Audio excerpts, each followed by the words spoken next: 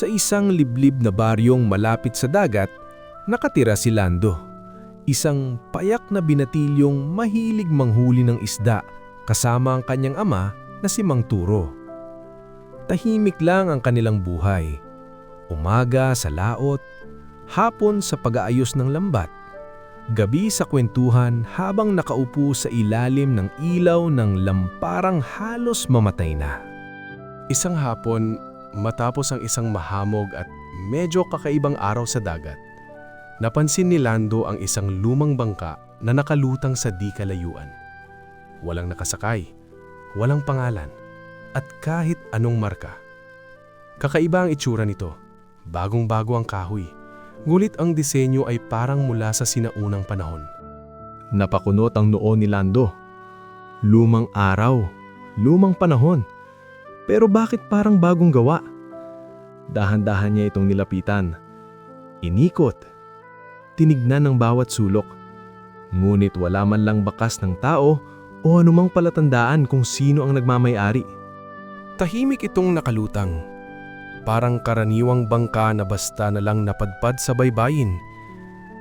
Wala siyang naramdamang kakaiba. Ngunit may bahagyang pag-aalangan sa dibdib niya.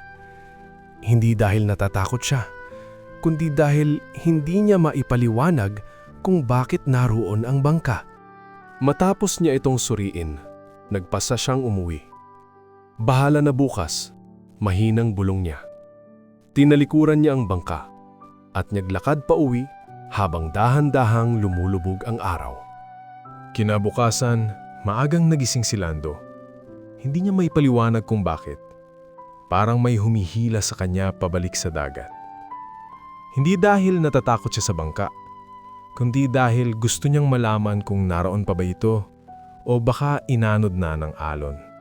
Pagdating niya sa dalampasigan, napahinto siya. Naroon pa ang bangka, nasa eksaktong lugar kung saan niya ito iniwan. Parang hindi man lang ginalaw ng hangin o alon. Nilapitan niya ulit. Ngayong maliwanag ang araw, mas napansin niya ang kinis ng kahoy at ang maliliit na ukit sa gilid.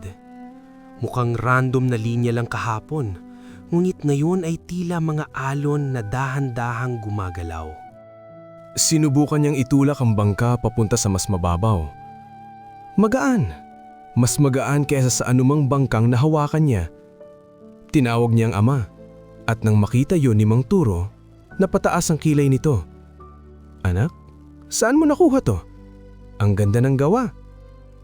Ikinuwento ni Lando ang nakita niya at sa halip na matakot, ngumiti ang ama. Kung walang may-ari, gamitin na lang natin muna, sabi ni Mang Turo. Sayang naman. At doon nagsimula ang masayang araw nila kasama ang bangka. Kahit maliit lang sila ng huli, mas naging magaan ang trabaho nila. Walang kailangang ayusin na tumatagas o walang tunog na parang bibigay. Para bang idinisenyo ito para sa kanila. Kinagabihan, habang inuwi nila ang bangka papunta sa tabing bahay, napangiti si Lando. Hindi niya alam kung bakit napunta sa kanila ang bangka. Ngunit ngayon, masaya siya na dumating ito. Mabilis kumalat sa baryo ang balita tungkol sa bangka. Maraming humanga, maraming nagtanong. Ngunit may isa na tahimik lang na nakamasid. Si Gardo, kilalang sakim, laging nag-aagawan ng isda at galit sa sino mang nauuna sa huli. Magaan daw yun? Parang bago? Pero galing sa dagat? Napangiwi siya. Hindi pwede yan. Dapat sa akin yan. Simula noon, lagi na siyang nasa gilid ng dalampasigan. Nagmamasid kay Lando at Mang Turo. At tuwing nakikita niya kung gaano kasaya ang mag-ama, lalo siyang nagngingit-ngit.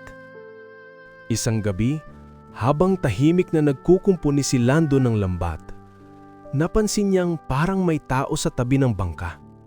Nasa anino, nakayuko, at paulit-ulit na sinusundan ng mga ukit sa gilid. Gardo, pulong ni Lando, lumalapit ng dahan-dahan. Pero bago niya maabot ang bangka, mabilis na lumayo ang anino. ipinagkibit balikat na parang wala lang. "Maganda tong bangka nyo ha," sabi ni Gardo. Ngiting pilit. Sayang kung mapupunta sa maling kamay. Kinabukasan, nagpasya siyang samahan ng ama sa dagat kahit pagod pa siya. Hindi na siya mapakali, baka may taong nagbabalak mang abuso sa bangka. At habang tinatahak nila ang alon, mas lalo niyang naramdaman na hindi ito pangkaraniwang bangka. Parang may kung anong lakas na nagtatanggol dito. Ngunit sa kabilang dulo ng dalampasigan, naroon si Gardo, nakatingin at tila may inaabangan. Isang gabi, habang mahimbing ang baryo, biglang may malakas na kalampag sa labas. Naalimpungatan si Lando at agad bumangon. Wala ang bangka. Tumakbo siya palabas, halos madapa sa buhangin.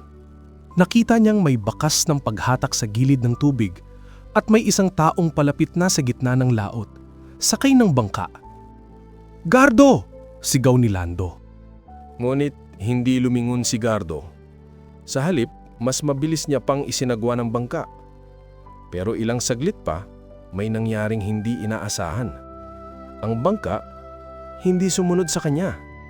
Umandar ito ng pabalik, parang hinihila ng mismong dagat. Halos mabuwal si Gardo sa gulat habang pilit itong itinutulak palayo. "Ano ba tong?" Sa isang iglap, binalik siya ng bangka papunta sa dalampasigan, diretso sa harap ni Lando. Nakahiga si Gardo sa buhangin, hingal na hingal at takot na takot. Hindi nagsalita si Lando. Hindi rin nagalit. Tinignan lang niya ang bangka, saka ang lalaking halos hindi makapagsalita. Lumapit si Lando, dahan-dahan. "Gardo, hindi to para sa atin na abusuhin. Kung gusto mo, tutulungan ka namin ni Papa sa pangingisda.